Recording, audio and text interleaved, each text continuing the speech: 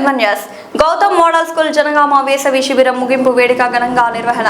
Gautam model school జనగామలో 17 రోజుల పాటు April 19 నుంచి మే 5 తేదీ వరకు వివిధ సంగీత వాయిద్యాలతో తబలా, గిటార్, కీబోర్డ్ మరియు కమ్యూనికేషన్ నైపుణ్యాలు చదవడం, రాయడం నిర్వహించిన వేసవి శిబిరం ముగింపు వేడుక ఘనంగా నిర్వహించబడింది.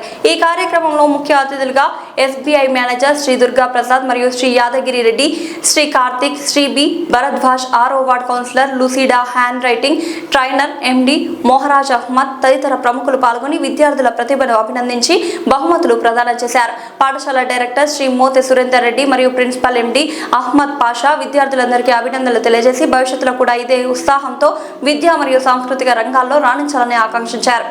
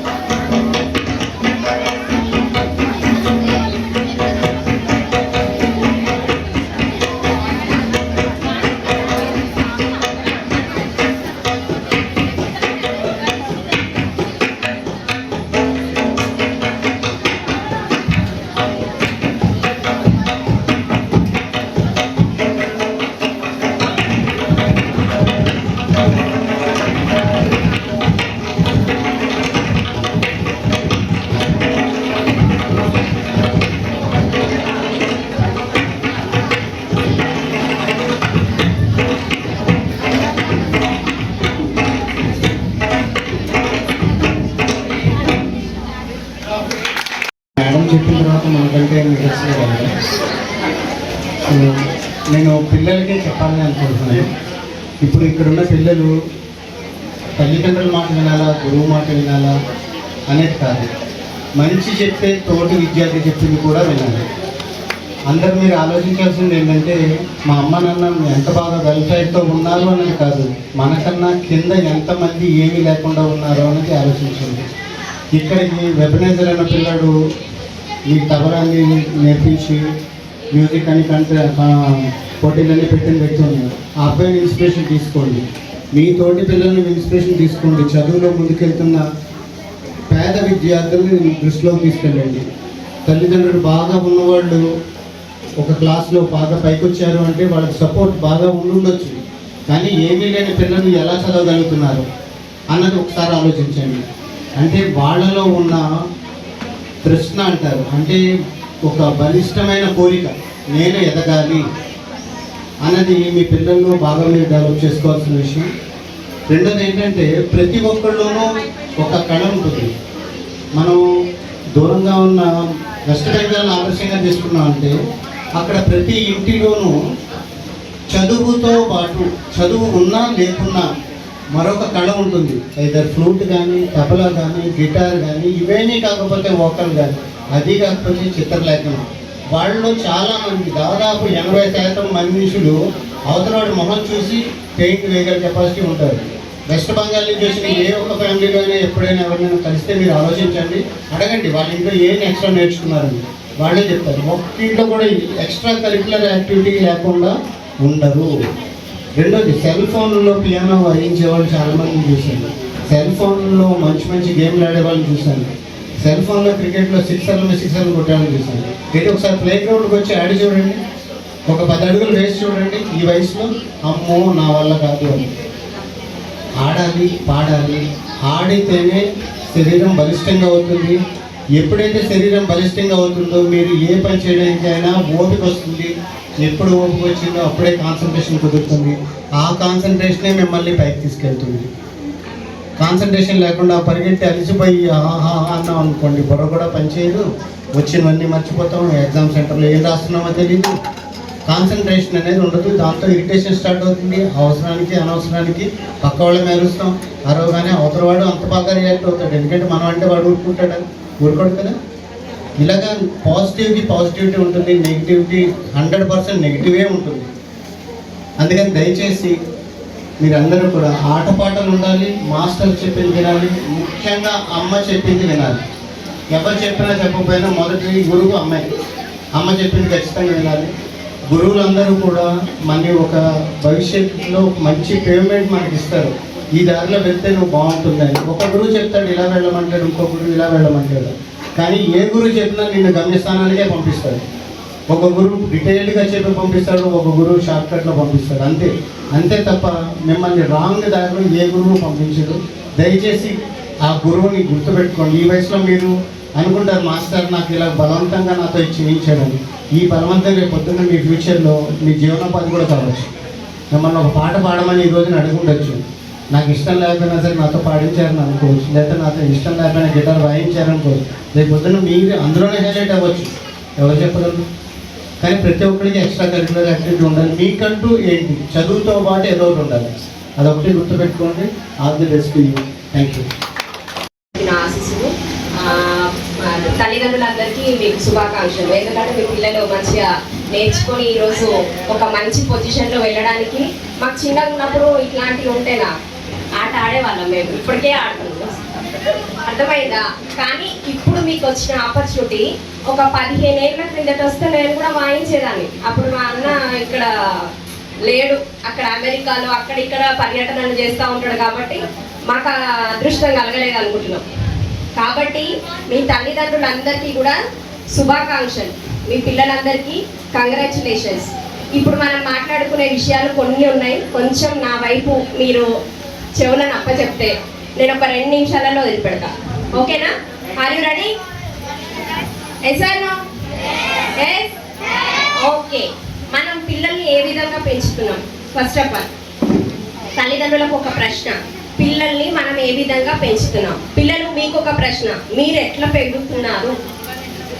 టీవీలు, వీడియో గేమ్స్, సెల్ ఫోన్స్, కొంతమందికి ల్యాప్టాప్స్ కూడా, కొంతమందికి ట్యాబ్స్ కూడా. అవునా కదా? ఎస్ అన్నో? ఎస్. అట్లా అనొద్దు కదరా. మేమైతే చిన్నగా ఉన్నప్పుడు ఏం ఆడేదిరా, బయట మస్తు ఆడుకునేది, చెమటలన్నీ ఇట్లా కారిపోయేది. ఇప్పుడు తెలుసా, ఇదే దీనికే చెమటలు వస్తున్నాయి, చేతులకి కాళ్ళకి చెమటలు వచ్చి హార్ట్ అటాక్ వచ్చేసి ఒక్కొక్కడైతే మా మనోసారి వెళ్ళిండి ఒక దగ్గరికి. ఆ పిల్లగాడు ఏం చేస్తాడు అదే తెలుసా, ఇట్లా ఏది లేకపోయినా మానంతలో వాళ్ళు ఆడుతూ ఉన్నాడట. అదేంటి వచ్చేసింది వాడికి, ఏమని నా ఫోన్ నా దగ్గర నేను ఇయ్యకపోతే వాడు మొత్తం సైక్ అయిపోయిందంట. అది చెప్తేనే నాకు ఇట్లా భయం అనిపించింది. ఇక్కడ తల్లిదండ్రులకి అట్లాంటి పిల్లలు కావాలనుకుంటున్నారా? లేదు అనంటే మంచిగా ఉండాలని అనుకుంటున్నారా? గట్టి చెప్పాలి, సమాధానం చెప్పాలి. తల్లిదండ్రులు ఉన్నారా? చేతులు ఒకసారి లిఫ్ట్ చేస్తారా? ఎవరెవరు తల్లిదండ్రులు ఇక్కడ ఉన్నారు? మేము కూడా తల్లిదండ్రులమే కదా సార్. మీ పిల్లల్ని పెంచినట్టు మమ్మల్ని అట్లా అనేసి అట్లా పెంచారు కాబట్టి ఈ స్థాయిలో ఉన్నామనే తల్లిదండ్రులు ఉంచారు. అదే పిల్లల్ని ఎట్లా పెంచాలి అనేది ఇప్పుడు తల్లిదండ్రులు నేర్చుకోవాలి. కొంతమంది అయితే చాలా ఏమంటారంటే మేము చాలా పాష్ అండి. ఏంటంటే మేము చాలా పాష్. ఏంటి, దేనికి పాష్? మనంటే ఒక మెచ్యూరిటీ ఉండాలి. ఇప్పుడు సార్ వాళ్ళు వచ్చిరనుకో చెప్పడం నేర్పియాలి. మేము చిన్నగా ఉన్నప్పుడు ఇట్లనే చెప్పేది, మరి ఇప్పుడు వచ్చేటోళ్ళు అందరు ఇట్లా కూడా ఇస్తారు. అంత ఫ్రెండ్లీనెస్ ఉన్నారు. ఫ్రెండ్లీనెస్ మంచిదే, కానీ దేనికి మంచిది? ఒక పద్ధతి వెంబడి మన పిల్లల్ని మనము పెంచాలి. ఫస్ట్ తల్లిదండ్రులు పెరిగితేనే పిల్లలకు వస్తుంది కదా. మరి తల్లిదండ్రులు మనం అట్లనే పెరిగినాం, మరి పిల్లల్ని ఎందుకు ఇట్లా తయారు చేస్తున్నాం? అవునా కదా? హలో, ఎక్స్క్యూజ్ మీ, నేను వచ్చేస్తున్నా. తల్లిదండ్రులు ఏ విధంగా పెరిగారో పిల్లలు కూడా అదే విధంగా పెరగాలి అనేది ఒక నానుడి, అవునా? కానీ ఇప్పుడు ప్రస్తుతానికి ఉన్న సమాజం మొత్తం చెడిపోయేదంతా ఏంటి తెలుసా? గారాబం. దేనికి?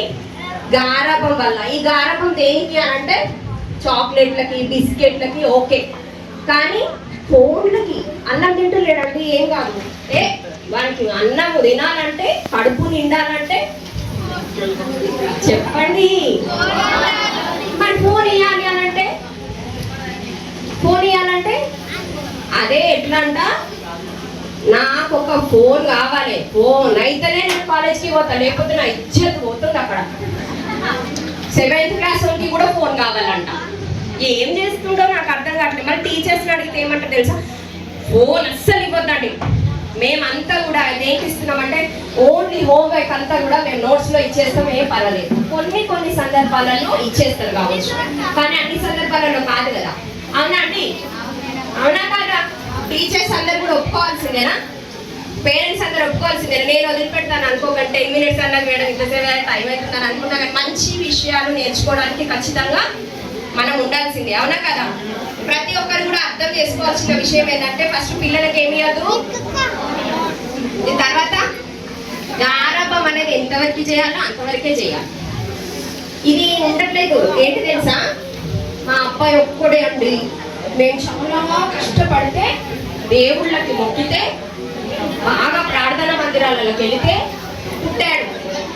అవునా? అవునా? అదే అంటారు. నేను వెళ్ళిన ప్రతి కేసులో లేకుండా తెలుసా, మా ఊరికి ఒక చిన్న దెబ్బ కూడా తగలకుండా చూస్తున్నామండి అని అంటారు. ఒక దెబ్బ వేస్తే ఏమవుతుంది? సెట్ అవుతాడు వాడు. వేసాను సెట్ అయిపోతాడు. సెట్ కావాలంటే ఏం చేయాలి? శిక్ష ఖచ్చితంగా ఉండాలి పిల్లలకి.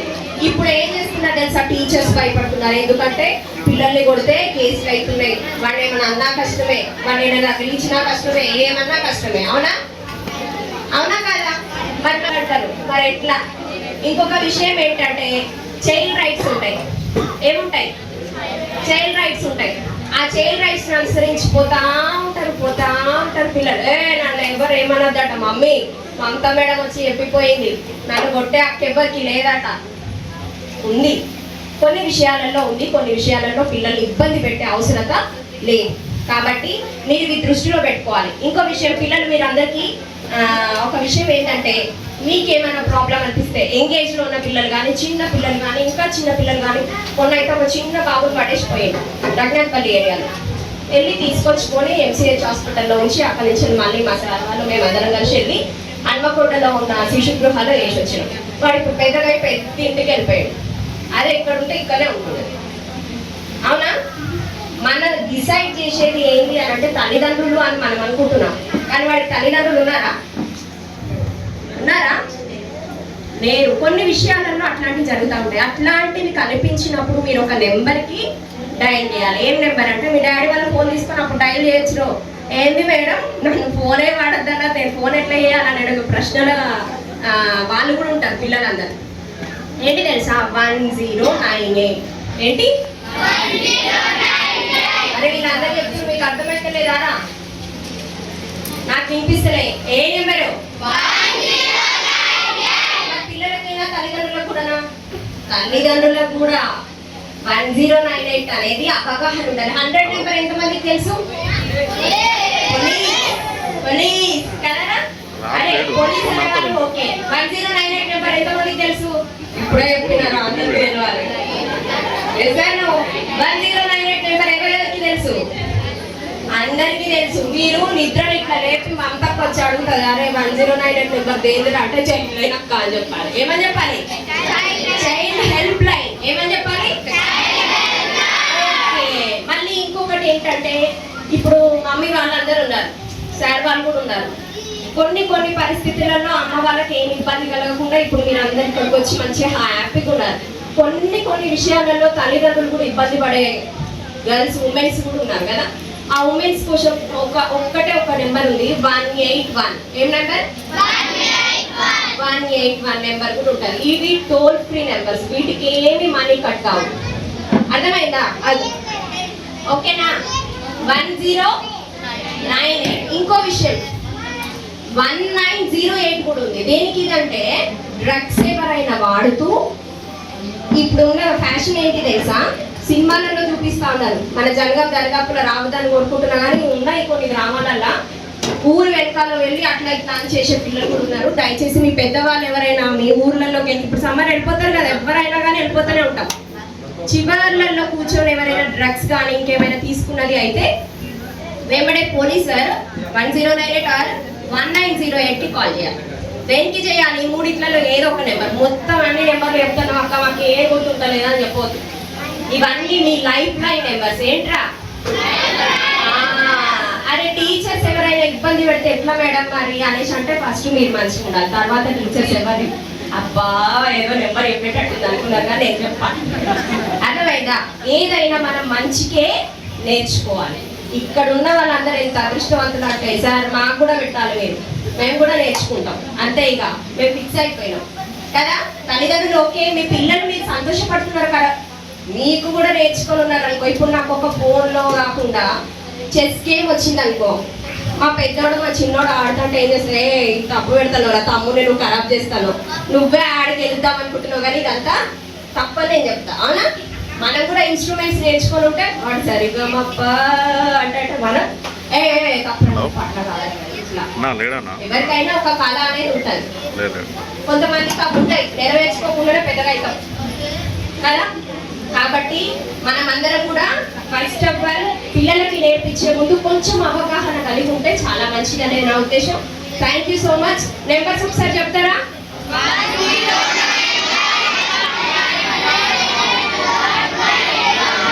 చాక్లెట్స్ ఎక్కువ ఇచ్చేటట్టున్నారా? ఈ గ్యాంగ్ మొత్తం వస్తున్నారు. Very good, claps. మీది మీరే గట్టిగా.